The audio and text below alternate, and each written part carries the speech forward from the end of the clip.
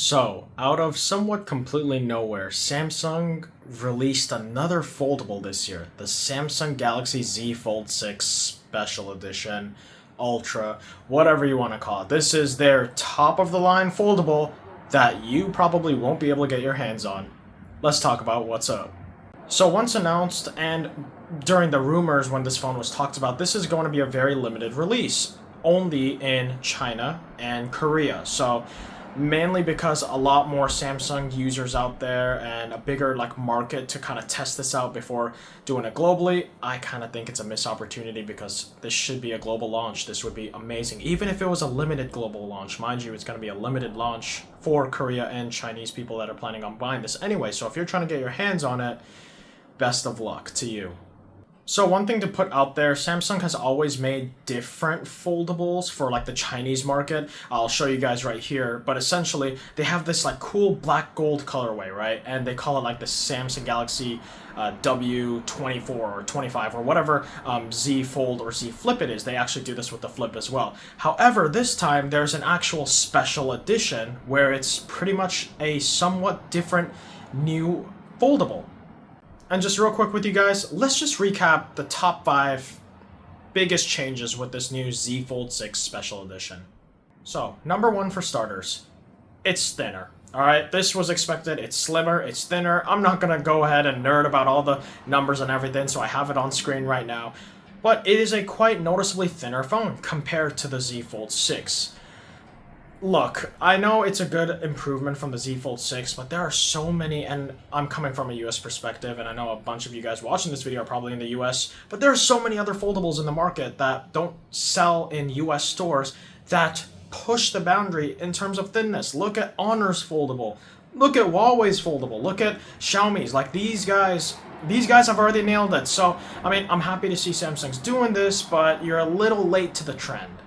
Now, number 2, and this is probably by far my favorite thing, bigger screen. So not only is it slimmer, thinner, lighter, it has bigger screen. So the cover screen on the Z Fold 6, the standard one, is 6.3 inches, where the cover screen on the Z Fold 6 Special Edition is 6.5. However, the Z Fold 6 standard was 7.6 inches for the inner display, when you open it up. The Special Edition is rocking an 8-inch screen. Look, that's kind of a game changer, honestly. It's really nice because I always felt 7.6 inches when it's opened up, yeah, it's a bigger screen, but I just didn't feel like it's big enough for paying that much for a foldable.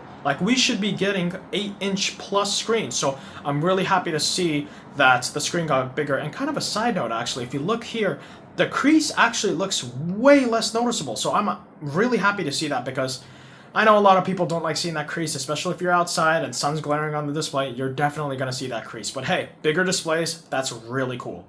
Now, for number 3, this was a big change. And honestly, this will probably get some people excited, especially me.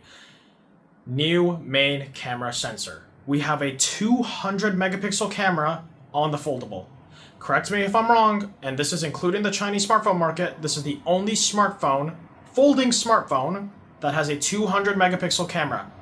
That's huge. Now, as I always say, megapixels don't always paint the whole picture. We got to see obviously what kind of sensor they're using. The sensor size is definitely going to be one of Samsung's in-home made sensors, but we just got to see how the pictures look, all right? Megapixels don't do all the talking. Sensor size does.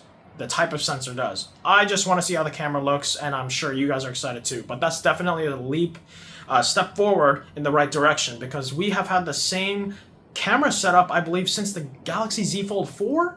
Maybe the 3 even. Correct me if I'm wrong in the comments, but we have had the same cameras on foldables for the folds for a while now, and it's really nice to see, refreshing to see that there's a 200 megapixel main sensor on the new foldable, so that's pretty cool. Now for number 4, this was a bit of a smaller thing, but I felt like it's pretty important for people that buy foldable phones. But it's coming with 16 gigabytes of RAM. So the Z Fold 6 Special Edition, 16 gigs of RAM. This should have been a thing for foldables for a long time now, alright? People who are getting these folds are heavy multitaskers, heavy gamers. They need that extra RAM. We need that jump from 12 gigs to 16 gigs. That's going to be necessary for the people that are going to be spending $2,000 plus for these phones.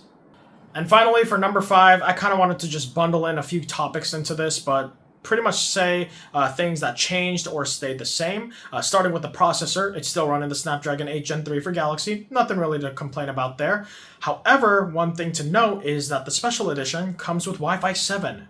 Now, for some reason, if you guys didn't know this, the Z Fold 6 came with Wi-Fi 6E. Kind of weird. I don't know why they would do that. But hey, the Special Edition does come with Wi-Fi 7. Other than that, however, battery size, still the same at 4,400 milliamps.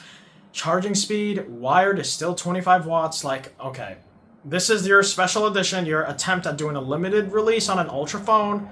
You couldn't have at least put a 5,000 milliamp hour battery in this phone, or like 45 watt charging. I'm not asking for much. That would have been great. Like, look at the Chinese market for foldables. Like, we got them putting 5,000 milliamp hour plus batteries in this thing, 66 watt charging, or even higher. Like, Samsung has really fallen in terms of like charging speed and like battery size. But hey, I know battery size isn't the whole topic. Software optimization always is too. That's always very important. Speaking of software, it's going to be coming with One UI 6.1.1. No One UI 7 on launch for this guy. And one other big thing that changed. No S Pen support. That's right, no S Pen support. So don't really know what the reasoning was behind that. Maybe it was so they can cram in 16 gigs of RAM or faster storage, maybe to cram in a bigger display. I don't know the true reasoning behind it. Do I think that it was necessary to take away S Pen support to get those features? Not necessarily. Who knows? I could be wrong though, but there is no S Pen support on the Z Fold 6 Special Edition. And that's going to pretty much wrap up this video, guys. Just a quick recap and talk about what the Z Fold 6 Special Edition is all about. Hit me up in the comments. I want to hear what you guys think. Do you guys think everything that they're doing with the Z Fold 6 Special Edition is going to port into the Z Fold 7 next year? I hope to God it does, because then it would make absolutely no sense for this phone launch, or this like very limited Special Edition phone launch, if none of those features were going to port over to the Z Fold 7. I want to hear what you guys think about this phone. Let me know in the comments below. But that's going to pretty much wrap up this video, guys. Thank you for tuning in as always, and I'll catch you in my next YouTube video. Peace.